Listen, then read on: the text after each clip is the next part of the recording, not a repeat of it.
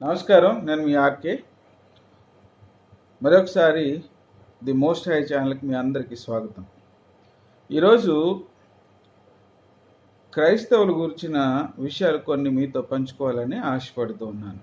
ఎందుకంటే మన భారతదేశ సుప్రీంకోర్టు ఎవరైనా సరే క్రైస్తవ్యం తీసుకుంటే కనుక వారి రిజర్వేషన్లు రద్దు చేయబడతాయి అని తీర్పు చెప్పినట్లు నేను సోషల్ మీడియాలో చూశాను. మరి అది ఎంతవరకు వాస్తవం అనేది నాకు పూర్తిగా తెలియదు. సరే, ఏది ఏమైనప్పటికీ కూడా అసలు ఏంటి క్రైస్తవ్యం గోల, అసలు ఇది ఎక్కడి నుంచి వచ్చింది, ఈ క్రైస్తవ్యాన్ని అనుసరించిన వారికి ఎందుకు రిజర్వేషన్ రద్దు చేస్తానంటున్నారు అనేటువంటి అంశాలు మనం మాట్లాడుకుంటే, మొట్టమొదటిగా నేను బైబిల్ గ్రంథంలో నుంచి కొన్ని విషయాలు మీతో పంచుకుంటూనే క్రైస్తవ్యం గురించి, అసలు ఈ క్రైస్తవ్యం ఎక్కడి నుంచి వచ్చింది, దీన్ని స్థాపించిన వారు ఎవరు, ఇది మతమా మార్గమా, ఆనాటి మొదటి దినాల్లో క్రైస్తవ్యం ఏ విధంగా ఉంది, మరి ప్రస్తుతం క్రైస్తవ్యం ఏ విధంగా ఉంది, మరి ముఖ్యంగా మన భారతదేశంలో క్రైస్తవ్యం ఏ విధంగా ఉంది అనే విషయాలను మాట్లాడుతూ కొన్ని విషయాలు మీతో పంచుకుంటాను. దీన్ని ఎవరిని బాధ పెట్టాలని కానీ, ఎవరిని కించపరచాలని కానీ, ఎవరు విమర్శించడానికి కానీ కాదు. దయచేసి ఇది అర్థం చేసుకోండి. అంటే చాలామందికి తెలియదు కొన్ని విషయాలు క్రైస్తవ్యం గురించి. ఏదో మూర్ఖంగా దాన్ని ఖండించడం, లేదంటే దాన్ని వాదించడం అనేది జరుగుతూ ఉంది. కానీ నాకున్నటువంటి జ్ఞానం కొలది దాదాపు 20 సంవత్సరాలు దానిలో ఆ క్రైస్తవ మార్గంలో నడిచిన వ్యక్తిగా నాకు తెలిసిన విషయాలని పంచుకోవాలి సమాజంతో, ప్రజలతోనని ఈ వీడియోని తీయడం జరిగింది. సరే, టాపిక్లో వెళ్ళే ముందు బైబిల్ గ్రంథంలో యెషయా ప్రవక్త రాసినటువంటి గ్రంథము 26వ అధ్యాయంలో 1 నుంచి 4 వచనాలు, అంటే మొదటి 4 వచనాల్లో ఈ విధంగా రాయబడి ఉంది. నేను తెలుగులోనే చదువుతున్నాను, దయచేసి. ఆ దినమున యూదా దేశంలో జనులు ఈ కీర్తన పాడుదురు. బలమైన పట్టణం ఒకటి మనకున్నది, రక్షణను దానికి ప్రాకారముగాను బురుజుగాను ఆయన నియమించి ఉన్నాడు. 2వ వచనం, సత్యమును ఆచరించుచు నీతిగల జనము ప్రవేశించినట్లు ద్వారములను తీయుడి. 3వ వచనం, ఎవని మనస్సు నీ మీద ఆనుకొనునో వానిని నీవు పూర్ణ శాంతి గలవానిగా కాపాడుదువు, ఎలయనగా అతడు నీ యందు విశ్వాసముంచి ఉన్నాడు. 4వ వచనం చూస్తే, యెహోవాయే నిత్యాశ్రయ దుర్గము, యుగ యుగములు యెహోవాను నమ్ముకొనుడి. విన్నారు కదా? ఇవి యెషయా ప్రవక్త అయినటువంటి ఒక పరిశుద్ధుడు ప్రవక్త, ఆయన చేత రాయబడినటువంటి మాటలు. ఎవరిని నమ్ముకోమని ఆయన రాశాడు అంటే, యెహోవానే నమ్ముకోండి, ఆయనే నిత్యాశ్రయ దుర్గము, కాబట్టి ఆయన్నే నమ్ముకోండి. ఆయన మనకు చక్కని ప్రాకారం గల పట్టణాన్ని సిద్ధపరుస్తూ ఉన్నాడు. సో కాబట్టి నీతిని అనుసరించేవారు, సత్యమును ప్రేమించేవారు అందరూ కూడా యెహోవాను నమ్ముకోండి అని చెప్తూ ఆయన ఏమంటున్నాడంటే, యుగ యుగములు యెహోవాను నమ్ముకోండి, అంటే యుగ యుగములు కూడా ఆయనే నమ్ముకోండి. నేను ఈ విషయాలు ఎందుకు చెప్తూ ఉన్నానంటే, ఈ మాటలు మీతో, ఇక్కడ బైబిల్ గ్రంథంలోనే ఇది యేసుక్రీస్తు వారి యొక్క పుట్టుక మునుపు జరిగిన విషయాలు. ఎందుకంటే బైబిల్లో 2 విభాగాలు ఉంటాయి, రెండు భాగాలు ఉంటాయి. ఒకటి పాత నిబంధన, రెండవది కొత్త నిబంధన, నూతన నిబంధన. ఈ పాత నిబంధన గ్రంథము అంతా కూడా ఎక్కడి నుంచి సంగ్రహింపబడింది అంటే ఇశ్రాయేలు యొక్క మతము ఏదైతే ఉందో, ఇశ్రాయేలీల యొక్క మతము, ఇప్పుడున్నటువంటి ఇశ్రాయేలీలు కూడా, ఇప్పుడు ఎవరైతే యుద్ధంలో ఉన్నారో ఆ ఇశ్రాయేలు దేశస్థులందరూ కూడా యూదులు అని పిలువబడతారు. యూదులు అంటే ఇశ్రాయేలీలు, యూదులు, ఈ రెండు తెగలు. వారి యొక్క పవిత్ర గ్రంథమైనటువంటి తనక్, తోరా అండ్ తనక్ అని రెండు పవిత్ర గ్రంథాలు వాళ్ళకు ఉన్నాయి. తోరా అంటే ఏదైతే బైబిల్ గ్రంథంలో మొదటి రాయబడినటువంటి 5 పుస్తకాలు ఉన్నాయో, ఆది కాండము కాండ నుంచి ద్వితీయోపదేశ కాండం వరకు, వీటిని మోషే అనేటువంటి ప్రవక్త ఆనాటి దినాల్లో ఆయన ఆధ్వర్యంలో, ఆయన ద్వారా ఈ 5 పుస్తకాలు రాయబడినాయి. అంటే దేవుడు ఆయనతో చెప్తూ ఉన్నప్పుడు, లేదంటే ఆయనకు ఆ జ్ఞానం ఇచ్చినప్పుడు, లేదా ఆ సంగతులు ఆయనతో మాట్లాడుతూ ఉన్నప్పుడు ఆయన రాసినట్లు మనకు చరిత్ర చెప్తోంది. దాన్ని వారు చాలా పవిత్రంగా స్వీకరిస్తారు. ఈనాటికి కూడా ఆ తోరాని వాళ్ళు చాలా గౌరవంగా, పవిత్రంగా చూసుకుంటారు. సో అక్కడి నుంచి 5 పుస్తకాలు, అలాగే తనకులో నుంచి మిగిలినటువంటి పాత నిబంధన గ్రంథంలో ఉన్నటువంటి ప్రస్తుత పుస్తకాలు ఏదైతే మలాకీ గ్రంథం వరకు, ఆది కాండం నుంచి మలాకీ గ్రంథం వరకు ఉన్నాయో, ఇవన్నీ కూడా అక్కడి నుంచి స్వీకరించబడినాయి, అంటే ఒక రకంగా కాపీ చేయబడినాయి. సో ఈ నూతన నిబంధనకు వచ్చేసరికి నేను అక్కడికే వస్తున్నాను. నూతన నిబంధన దగ్గరకు వచ్చేసరికి మత్తయి సువార్త నుంచి ప్రకటన గ్రంథం వరకు ఇది నూతన నిబంధనగా పిలువబడుతుంది. 2 పుస్తకాలను కలిపి బైబిల్గా క్రైస్తవ సమాజం ఈనాడు పిలుచుకుంటూ ఉంది. అయితే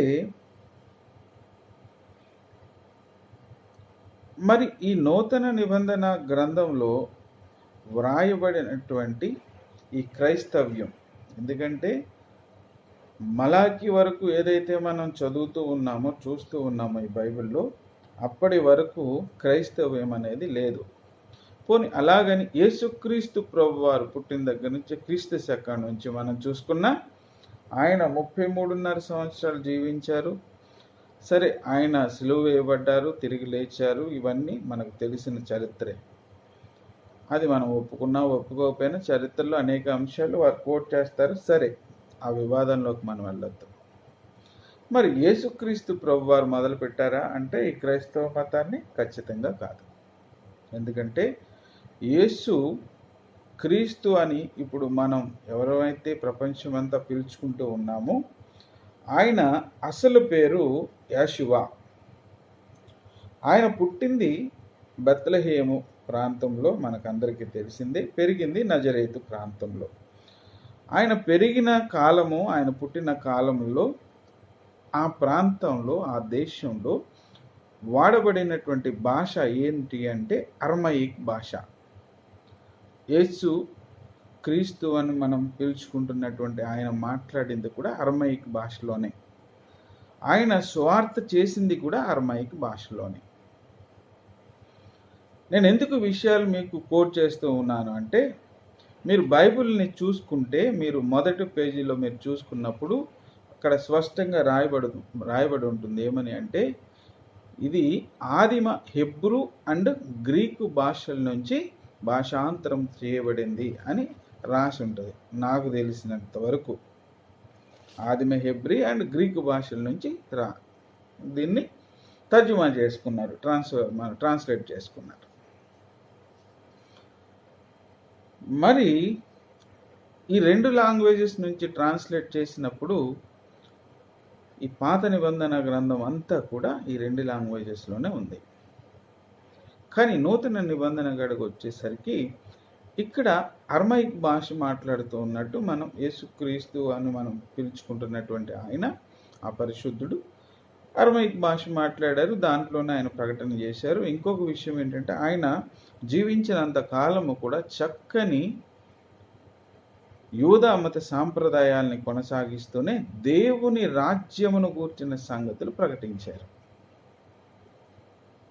ఆయన మొట్టమొదట ప్రారంభిస్తూనే ఆయన ప్రకటించినటువంటి సువార్త ఏంటంటే, దేవుని రాజ్యము సమీపిస్తూ ఉన్నది, మారు మనసు పొందండి. ఇది ఆయన మొదట ప్రారంభించినటువంటి సువార్త. దిస్ ఈజ్ కాల్డ్ అనే సువార్త. గుడ్ న్యూస్ అంటారు కదా. ఏంటి అంటే, దేవుని రాజ్యం సమీపిస్తూ ఉంది, మీరు మారు మనసు పొందండి. మరి ఆయనే దేవుడని అనుకున్నప్పుడు మరి ఇంకే రాజ్యం వస్తుంది, మీరు మారు మనసు పొందండి అని ప్రకటించారు? నాకు అర్థం కాలేదు. If he is an a God, నేను వచ్చాను మీరు మారండి అని చెప్పాలి.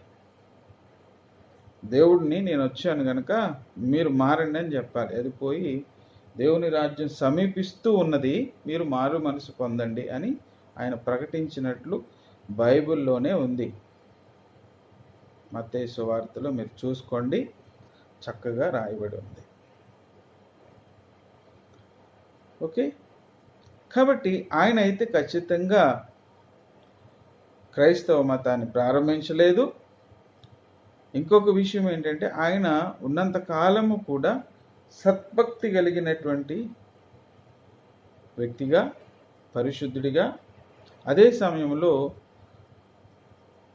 పరలోకపు తండ్రితో నిరంతరము సంబంధ బాంధవ్యాలు కలిగి ఆయన చిత్తాన్ని నెరవేర్చడానికి ప్రయత్నించినటువంటి చక్కని పరిశుద్ధునిగా మనం ఆయన్ని చూస్తూ ఉంటాం. దానిలో ఏ సందేహం లేదు, అందులో ఏ సందేహము లేదు. అంతేకాదు, ఈ భూమి మీద దేవుని చిత్తాన్ని పరిపూర్ణంగా నెరవేరుస్తూ క్షమాపణ ఎలా ఉండాలో, ప్రేమ ఎలా ఉండాలో, ఎదుటి శత్రువుని కూడా ఏ రకంగా ప్రేమించాలో అని ఆయన జీవితం ద్వారా చూపిస్తూ మరణించి దేవుని చేత మరణం నుంచి పునరుత్థానుడిగా లేపబడినటువంటి మొట్టమొదటి మనుష్యుడు కూడా ఆయనే. దానిలో కూడా ఏ అనుమానం లేదు. అంటే ఇంతకుముందు ఎవరు పునరుత్థానం అవ్వలేదా అంటే అయ్యారు. పునరుత్థానం అంటే చనిపోయి తిరిగి లేవలేదు.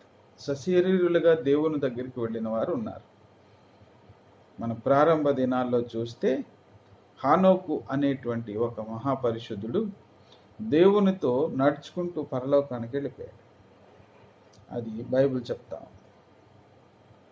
అలాగే ఏలియా అనేటువంటి ఇంకొక ప్రవక్త పరిశుద్ధుడు సశరీరుడిగా మరణించకుండానే ఆకాశంలోకి ఆరోహణమవుతూ దేవునితో వెళ్ళినట్లు బైబిల్ గ్రంథం చెప్తా ఉంది.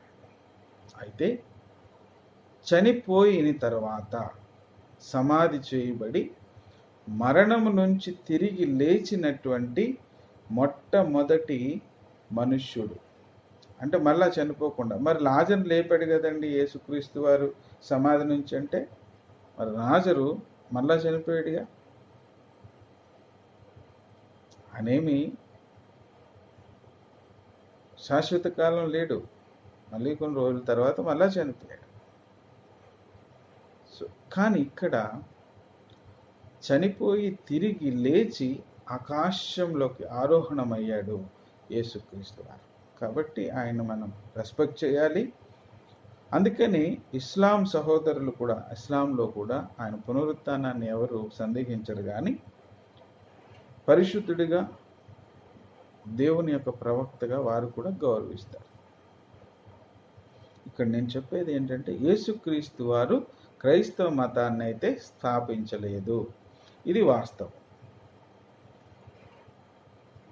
అలాగే ఆయన బ్రతికి ఉన్నటువంటి దినాల్లో కూడా ఎన్నడూ నేను దేవుణ్ణి అని చెప్పుకోలేదు. నేను దేవుని కుమారుణ్ణి అన్నాడు. అందరం దేవుని కుమారులమే, అందరం దేవుని పిల్లలమే. అది ఎవరు ఒప్పుకున్నా ఒప్పుకోపోయినా, నీవు నేను మనందరం దేవుని బిడ్డలమే. దేవుడు లేకుండా మీరెవరు నేనెవరు? నేనేం నాస్తికుని కదండి, నేను దేవుడిని నమ్ముతాను. నాస్తికులు అయితే దేవుని నమ్మరు, అది వారి వ్యక్తిగత విషయం. వారితో వాదించేటువంటి సమయం, జ్ఞానం రెండు మనకు లేవు. సరే, దేవుడు లేకుండా ఏదీ లేదు, అదైతే వాస్తవం. దేవుడు ఉన్నాడు, ఆయన ఎలా ఉన్నాడు, మనతో ఎలా పనిచేస్తున్నాడు అనే విషయాలు నేను చెప్తాను, మీకు ముందే చెప్తాను. అయితే ఇక్కడ యేసుక్రీస్తు ప్రభు వారి అంశానికి వస్తే, ఆయన ఎన్నడూ కూడా నేను దేవుడిని, నన్ను పూజించండి, నన్ను ఆరాధించండి అని చెప్పలేదు. కానీ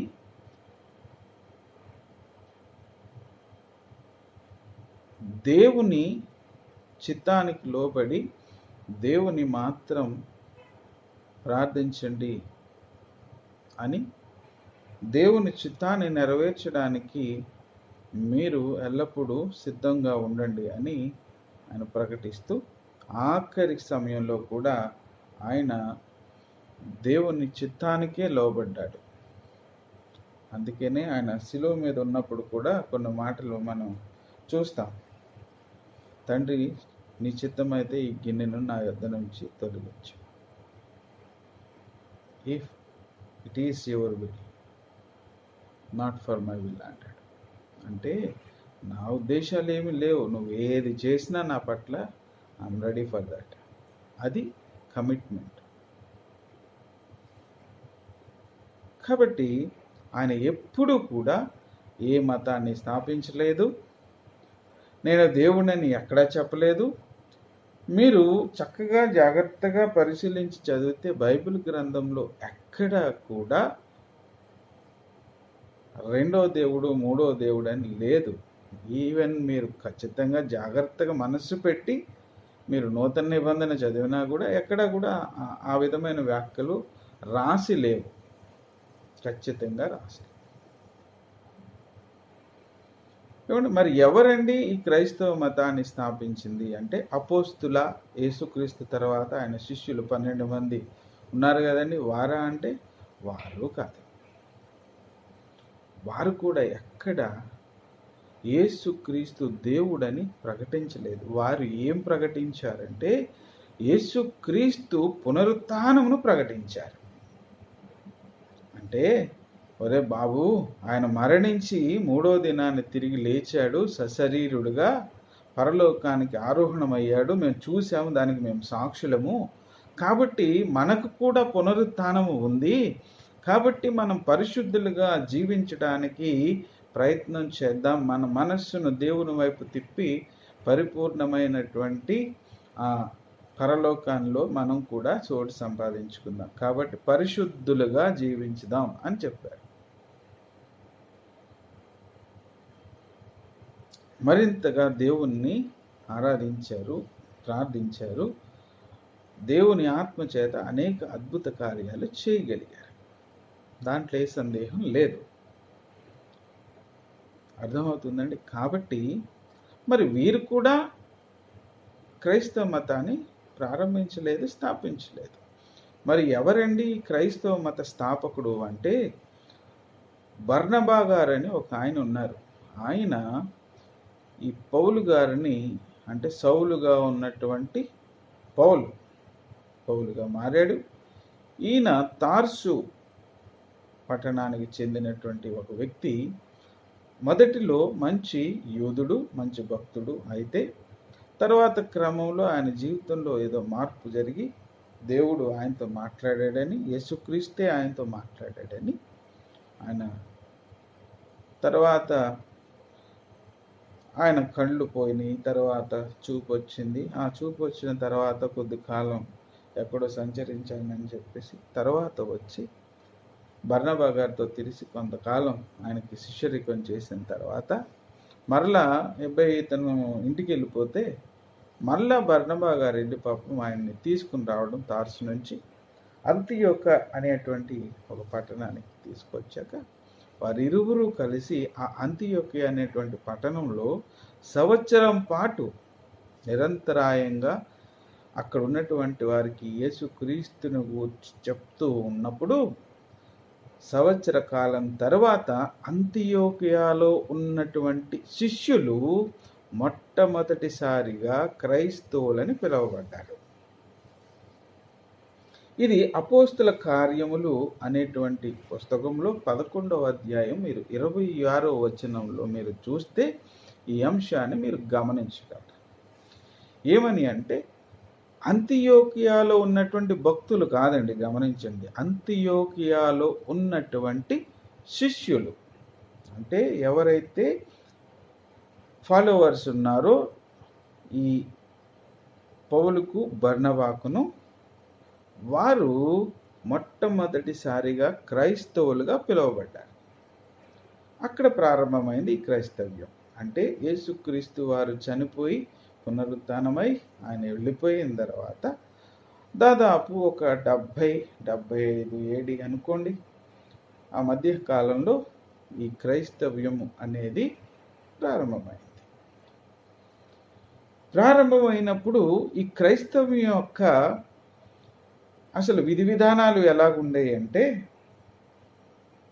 ఎవరైతే ఈ క్రైస్తవ విశ్వాసంలోనికి వచ్చారో వారందరూ కూడా వారికున్నటువంటి ఆస్తులు, భూములు, ఇంకా తదితరం ఏవైతే ఉన్నావో అవన్నిటినీ కూడా అమ్మేసి ఈ అపోస్తుల యొక్క పాదాల వద్ద, లేదంటే ఈ ఎవరైతే ఈ పరిచారకులుగా లేదంటే దేవుని ప్రతినిధులుగా ఈ క్రైస్తవ మత ప్రతినిధులుగా ఉన్నారో వారికి ఇస్తే, వారు దానిని వారి వారి అక్కర్ల కొలది ఇస్తూ ఈ మత ప్రచారాన్ని ప్రారంభించారు.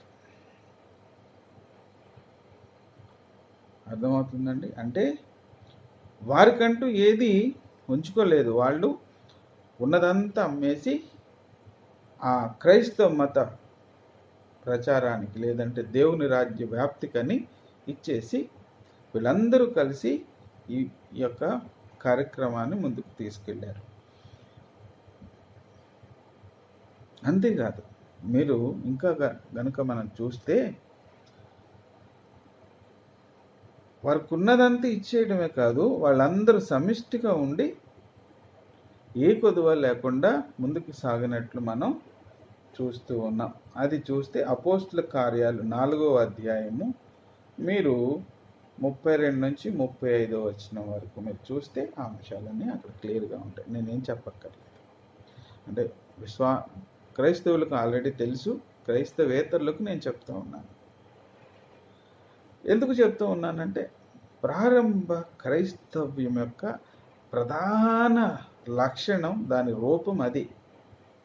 ఒక్కసారి క్రైస్తవుడు అంటే వాడికి ఇంక ఏ విధమైనటువంటి ఆశలు, ఆలోచనలు, వేరే అంశాల మీద దృష్టి ఉండకూడదు. ఇంకా నీ చూపు ఎప్పుడు పరలోకం వైపు, దేవుని వైపే ఉండాలి.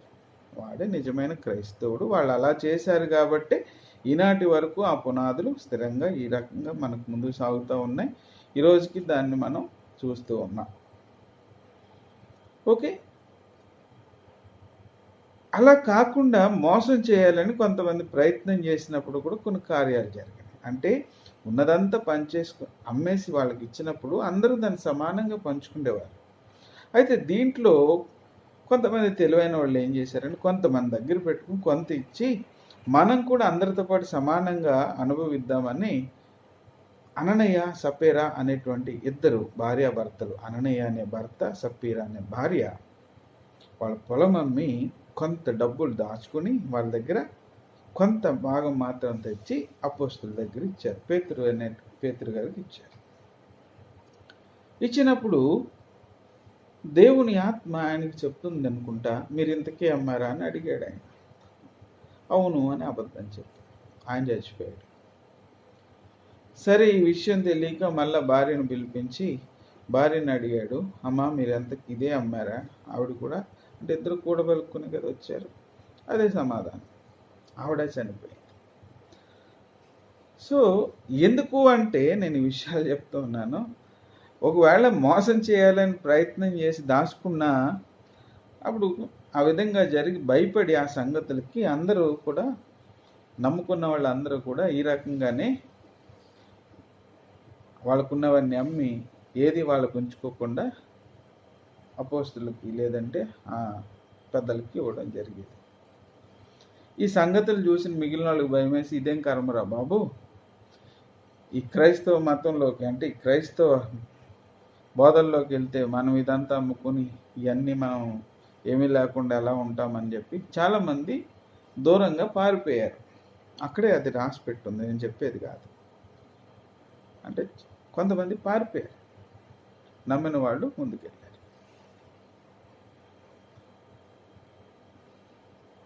సో నేను ఎందుకు చెప్తున్నానంటే, క్రైస్తవ మతం దాని పునాదులు నిస్వార్థమైనవి, ఏమీ ఉంచుకోకుండా సమస్తాన్ని విడిచిపెట్టి దేవుణ్ణి అన్వేషించేటువంటి మార్గం క్రైస్తవ మార్గం. కానీ మనోళ్ళు ఏమంటారంటే మార్గం కాదు మతం, మతం కాదు మార్గం అంటారు. ఒకప్పుడు మార్గమే, కానీ అది రాను రాను అది మతంగా ఖచ్చితంగా మత రూపం దాల్చింది. ఈనాటికి మతంగానే వర్ధిల్తూ ఉంది, పరిణమిస్తూ ఉంది. ఏమండి, నూతన నిబంధన గ్రంథంలోని అత్యధిక పుస్తకాలు అంటే సువార్తలు మినహాయించి మిగిలిన పుస్తకాల్లో అత్యధిక పుస్తకాలు రాసినటువంటి అపోస్తులుడైన పౌలు అంటారు. ఈయన అపోస్తులుడు కాదండి, కానీ అపోస్తలత్వం మరి ఈయనగా మరి ఇచ్చారో ఏంటో తెలియదు. ఎందుకంటే అపోస్తులు అంటే ఎవరంటే యేసుక్రీస్తు శిష్యులుగా ఉన్నటువంటి 12 మందిని మాత్రమే అపోస్తులని మనం పిలుస్తాం సాధారణంగా. కానీ మరి ఈయనకి అపోస్తలత్వాన్ని ఏ విధంగా మరి ఈ బైబిల్ గ్రంథం ఇచ్చింది అనేది మరి చారిత్రక విషయాలు నాకైతే పూర్తిగా తెలియదు. కానీ ఈయన అపోస్తుళ్ళు అంటారు. సరే, ఈ అపోస్తుడైన పౌలు వ్రాసినటువంటి పత్రికలు, లెటర్స్, పత్రిక అంటే లెటరే కదండి, మరి ఆ లెటర్స్ను కూడా పరిశుద్ధ బైబిల్ గ్రంథం అని దీంట్లో చొప్పించారు. సరే, అది వాళ్ళ ఇష్టం. లెటర్ కూడా పరిశుద్ధమైంది అంటే ఆ సంగతులు గూర్చిన విషయాలు ఏమన్నా దాంట్లో ఉంటే అది వేరే విషయం. సరే, దాని గురించి కూడా నేను వెళ్ళట్లే. సరే, అత్యధిక పుస్తకాలు రాసినటువంటి వ్యక్తి ఈ పౌలు గారు. ఈయనే క్రైస్తవ మత స్థాపకుడు. మనం అవునన్నా కాదన్నా క్రైస్తవ లోకం ఒప్పుకోకపోయినా ఇది నిజం. యేసుక్రీస్తు వారు క్రైస్తవ మత స్థాపకుడు కాదు, క్రైస్తవ మార్గానికి అధిపతి కూడా కాదు. ఆయన ఎంతసేపు ఆయన పని ఆయన చేసుకున్నాడు, చక్కగా దేవునితో ఉన్నాడు, దేవుని రాజ్యాన్ని ప్రకటించాడు, దేవుని యొక్క ప్రేమను చూపించాడు, ఎదుటి వారిని ఎలా క్షమించాలో నేర్పించాడు, మరణం వరకు దేవుని చిత్తానికి ఎలా లోబడాలో కూడా ఆయన జీవితం ద్వారా ఈ ప్రపంచానికి చూపించాడు. ఆయన్ని ఎవరు తప్పు పట్టడానికి కానీ ఆయన గూర్చి విమర్శించడానికి కానీ మనం ఎవరూ సరిపోము. ఆయన పరిశుద్ధుడు, దానిలో ఏమాత్రం అనుమానం లేదు. కానీ క్రైస్తవ మతమే కొంచెం ఇబ్బందికరమైనటువంటి అంశం, చాలా ఇబ్బందికరమైన అంశం. ఏంటి అంటే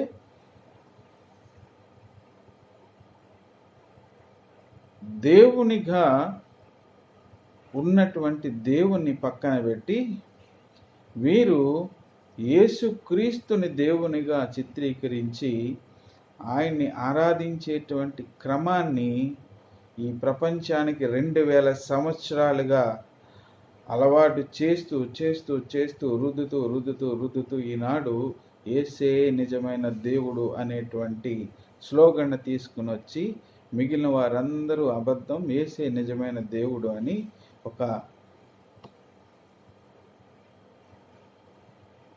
గుడ్డి స్టేట్మెంట్ని ఇవ్వడం అనేది జరుగుతుంది. బైబిల్ స్పష్టంగా చెప్తా ఉంది. నేను మీకు మొదటిలో చదివి వినిపించాను. ఏంటి అంటే యుగ యుగములు యెహోవాను నమ్ముకొనుడి. Is the only one of God, is the almighty.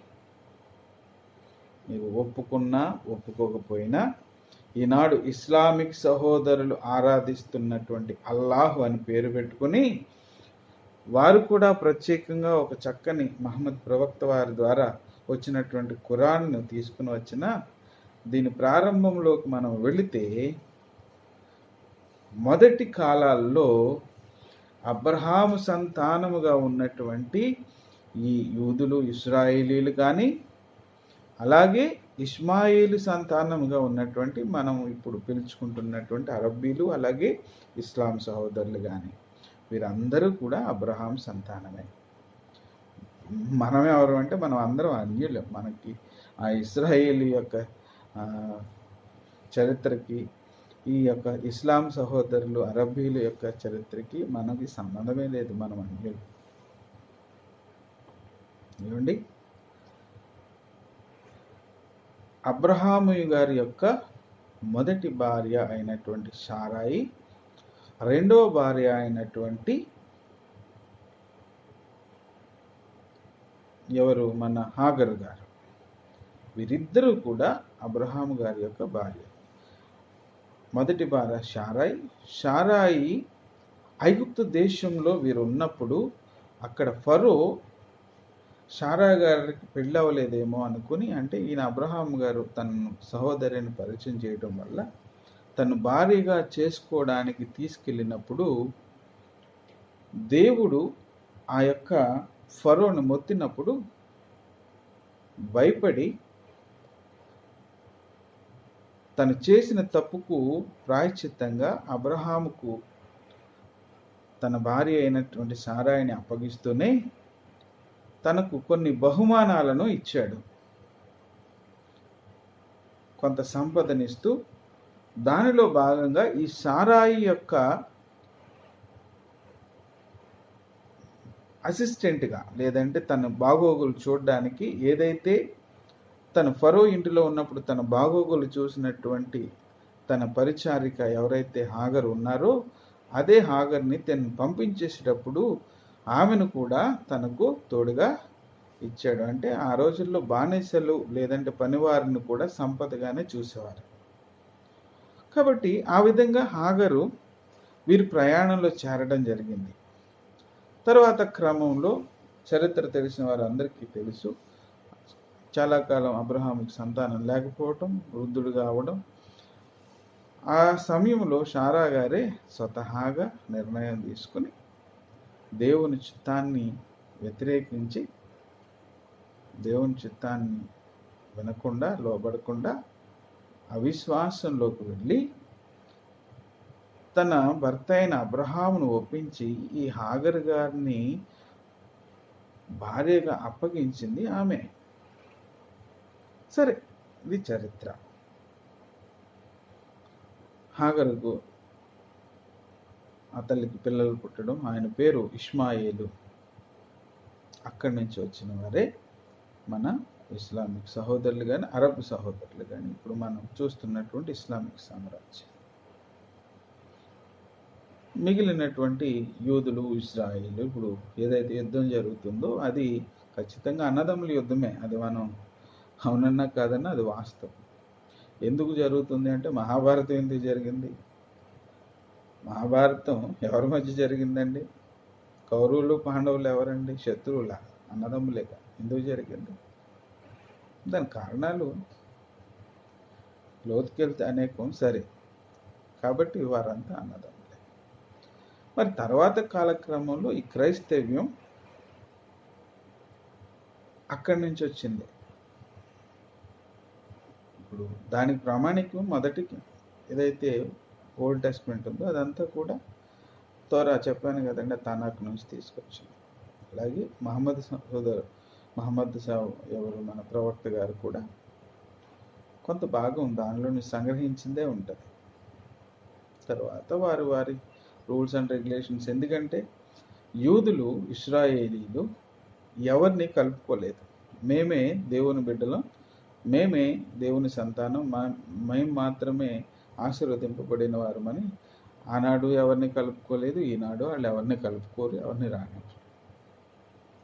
ఆ కారణం చేత వాళ్ళతో కలిసి ఉండలేనటువంటి క్రమంలో ఈ ఇస్లామిక్ సహోదరులు కూడా ఈ క్రైస్తవ్యాన్ని చూసి, లేదంటే దేవుడు వాళ్ళకి మరి మహమ్మద్ ప్రవక్త గారితో మాట్లాడడం వల్ల, మొత్తం మీద ఏదేమైనా వారు ఆరాధించేటువంటి దేవుడు,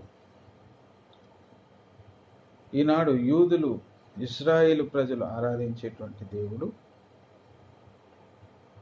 ఒకరే. కానీ దురదృష్టవశాత్తు బైబిల్లో కూడా ఉన్న దేవుడు ఆయనే. బైబిల్ అంతా కూడా ఆయన గురించే మాట్లాడుకుంటూ వస్తుంది ఆఖరి వరకు. కానీ దురదృష్టం ఏంటంటే, దేవుని పక్కన పెట్టి యేసే నిజమైన దేవుడు అంటూ ఈనాడు యేసుక్రీస్తుని దేవునితో సమానంగా చేస్తున్నటువంటి బోధలు ప్రకటనలు వింటూ ఉన్నప్పుడు తెలియనప్పుడు నేను కూడా అదే ఫాలో అయ్యాను, తప్పులేదండి తెలియనప్పుడు. కానీ నేను తెలుసుకున్న తర్వాత నేను అర్థం చేసుకున్న పొరపాటుని సరిచేసుకొని నా దేవుడైన సర్వోన్నతుడైన నా దేవునితో నేను నడుస్తూ ఉన్నప్పుడు ఆయన ఎంతో సమాధానము, సంతోషం. దానికోసం మనం ఎవరి దగ్గరికి వెళ్ళక్కర్లేదు, ఎవరిని మనం ప్రాధేయపడక్కర్లే, ఏ మతం మార్చుకోక్కర్లే, ఏ కులం మార్చుకోక్కర్లే. మన బ్రతుకు మార్చుకుంటే చాలు, మన మనస్సు మార్చుకుంటే చాలు, దేవుడు మనతో ఉంటాడు. సరే, నేను ఈ విషయాలన్నీ చెప్తూనే ఎక్కడ ఆగిపోయామంటే అపోస్తుడైన పౌలు దగ్గర ఆగిపోయాం. క్రైస్తవులు అనేవాడు ఏది దాచుకోకూడదు, ఏది ఉంచుకోకూడదు, మరి ముఖ్యంగా ధనమును అస్సలు ప్రేమించకూడదు. ఆ విషయాన్ని సాక్షాత్ యేసుక్రీస్తు వారు చెప్పారు కదండి. ఈ భూమి మీద నువ్వు ధనం దోచుకోవద్దురా నాయన, నువ్వు ఏది పెట్టుకోకు, నీ ధనాన్ని నువ్వు పరలోకంలో దాచుకో, ఎందుకంటే అక్కడ ఏది చెమట పట్టదో, ఎవడు దొంగిలించడు, కాబట్టి నువ్వు అక్కడ దాచుకో. నువ్వు సిరికిని దేవునికి రెండిటికి దాసుడుగా ఉండలేవు అని ఆయన ఖచ్చితంగా చెప్పాడు. నువ్వైతే దేవుడికి దాసుడిగా ఉండు, లేదా సిరికి దాసుడిగా ఉండు, అంతే తప్ప రెండిటికి నువ్వు దాసుడిగా ఉండలేవు అని ఆయన ఖచ్చితంగా చెప్పాడు. అదే కాదు, ధనవంతుడు దేవుని రాజ్యంలో సమీపించడం చాలా కష్టం, అసాధ్యం అన్నాడు. దేంతో పోల్చాడంటే ఆయన సూది ఒంటె అంటే సూది బెజ్జంలో దూరి వెళ్ళిపోవచ్చు, కానీ ధనవంతుడు దేవుని రాజ్యంలోకి రావడం అనేది అసాధ్యము అని చెప్పాడు. కాబట్టి అసలు క్రైస్తవ్యంలో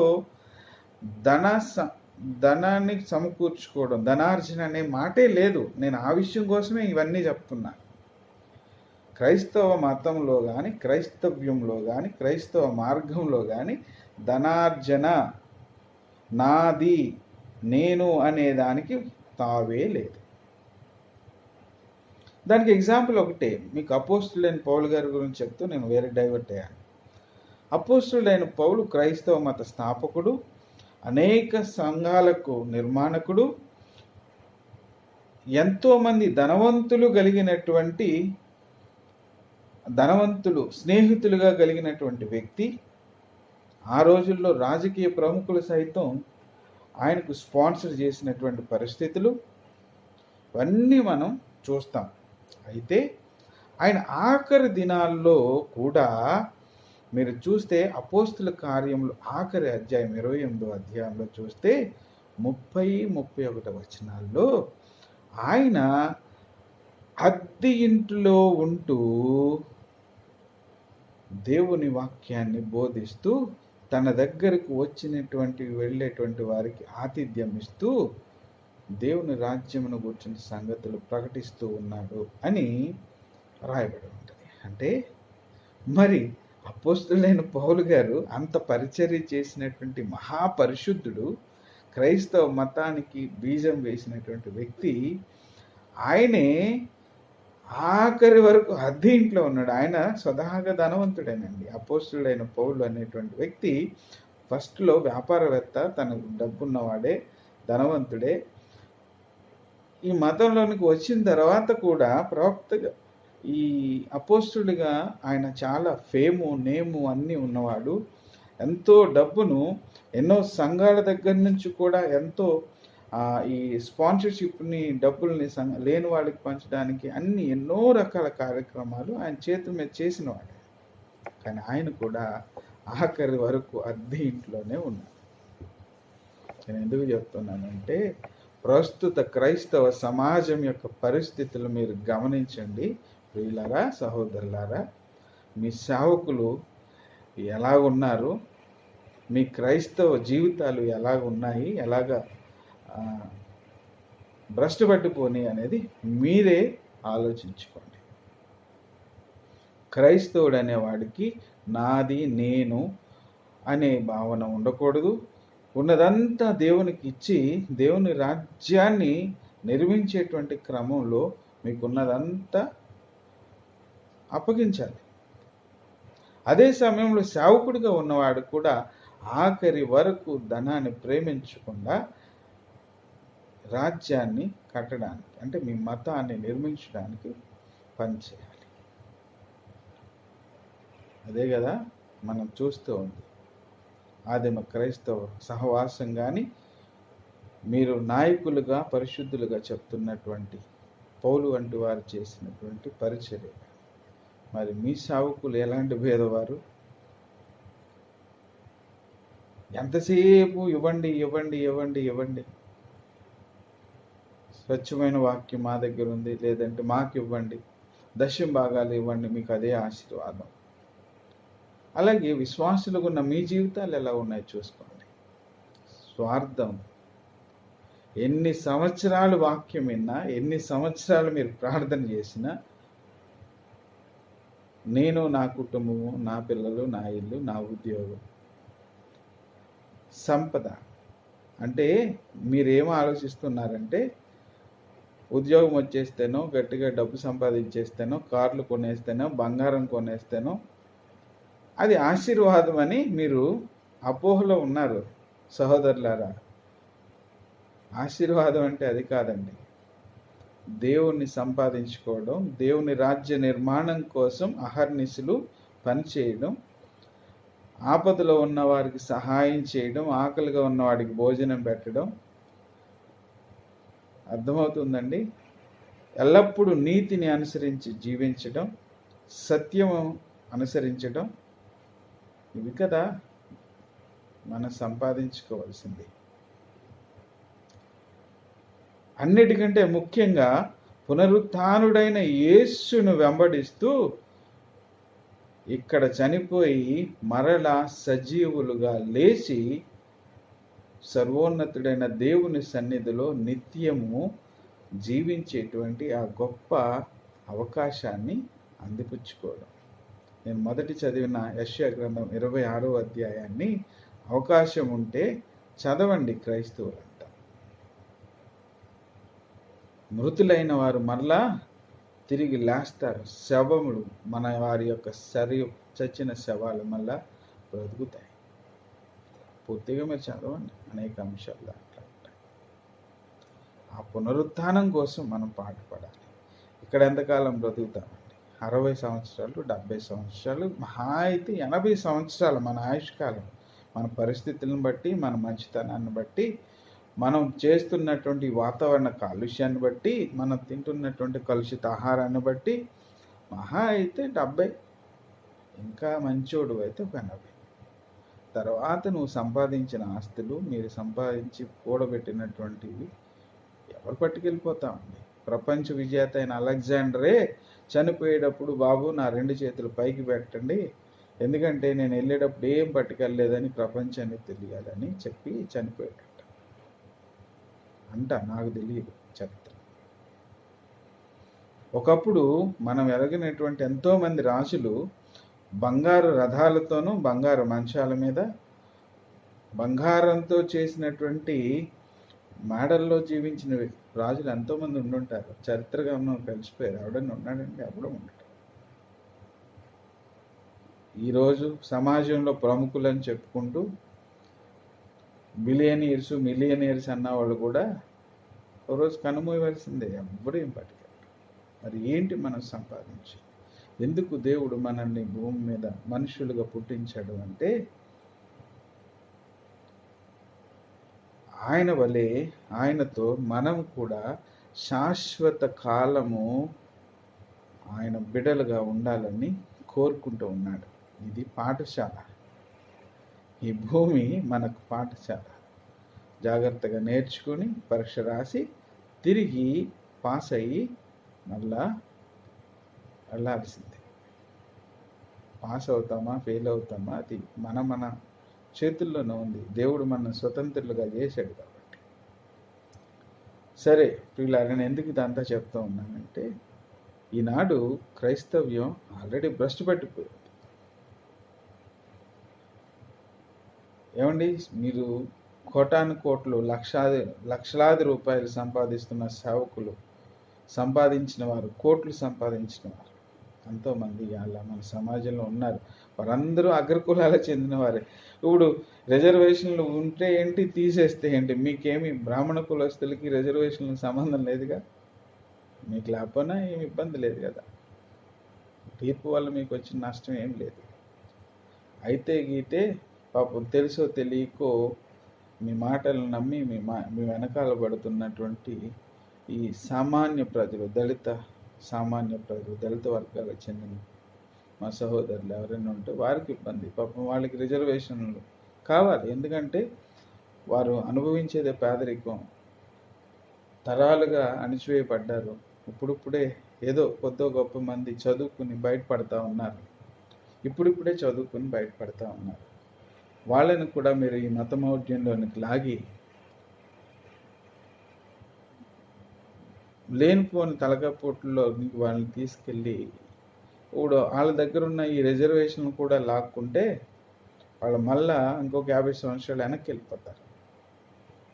సో కాబట్టి దయచేసి సహోదరులారా, సరే తీర్పులు ఇవన్నీ ఎలాగున్నా ఒక విషయం అయితే నేను చెప్తాను. ఒకవేళ ఇది దేవుని చిత్తానికి వ్యతిరేకమైతే ప్రార్థన చేయండి, తప్పేముంది. ప్రార్థన చేస్తే సరసాల గోడలే పోయినాయి ఆ రోజు. మరి ఆ విశ్వాసం మీ దగ్గర లేదుగా, ఆ కమిట్మెంట్ మీ దగ్గర లేదుగా, ఆ యథార్థత మీకు లేదుగా. ఎంతసేపు మేము బాగోవాలి, మా పిల్లలు బాగోవాలి, మా ఆస్తులు పెరగాలని ఇక మీ చర్చకి వెళ్ళి ప్రార్థన చేసేది. కాబట్టి ఆ విశ్వాసం ఏది మీకు ప్రార్థన చేయడానికి? ప్రార్థన చేయండి. చేస్తే ఖచ్చితంగా దేవుడు కార్యం చేస్తాడు. సుప్రీంకోర్టు ఏంటి, దానికన్నా ఇంకా ఏదన్నా పెద్ద స్థాయి ఉన్నా కూడా దేవుడు మారుస్తాడు. అవసరమైతే మాట్లాడతాడు, రాష్ట్రపతులతో మాట్లాడతాడు, ప్రధానులతో మాట్లాడతాడు. మన దేవుడు మాట్లాడే దేవుడు. తెలుసా మీకు ఆ విషయం? దేవుడు మాట్లాడే దేవుడు. ఆయన మోగుడు కాదు, విగ్రహం అంతకన్నా కాదు. కాబట్టి ఆయన కార్యం చేస్తాడు. ఎవరిని రాజుగా అభిషేకించాలో, ఎవరిని ఏ రకంగా వాడుకోవాలో ఆయనకు అన్నీ తెలుసు. మీరు నేను చెప్తే నడిపించట్లా. ఈ సమస్త విశ్వంలో ఈ భూమి ఎంత, భూమి వ్యాసార్థం ఎంత, భూమి వైశాల్యం ఎంత, దీని పరిధి ఎంత, దీని మీద బతుకుతున్న మనం ఎంత, ఇవన్నీ మాట్లాడుకుంటాకి ఈ వీడియో సరిపోదు. సరే, కాబట్టి దయచేసి చాలా సమయం అయింది, వీడియోని ఇక్కడితో ముగిస్తూ ఉన్నాను. ప్రార్థన చేసుకోండి, దేవుణ్ణి నమ్మండి. బ్రతుకులు కాదు, మీ మనసులో మార్చుకోండి, అన్నీ మారుతాయి. కాబట్టి ఈ రిజర్వేషన్లు ఎత్తేస్తున్నారు, మాకు ఏదో జరిగిపోతుంది, ఇవన్నీ పక్కన పెట్టి ప్రార్థన చేయండి. ఇంకా అనే విషయాలు మాట్లాడాల్సి ఉంది, కాకపోతే ఇప్పటికే చాలా లెంగ్తీ అయిపోయింది. కాబట్టి వీలైతే మళ్ళీ ఒకసారి కలుసుకుందాం. నమస్కారం.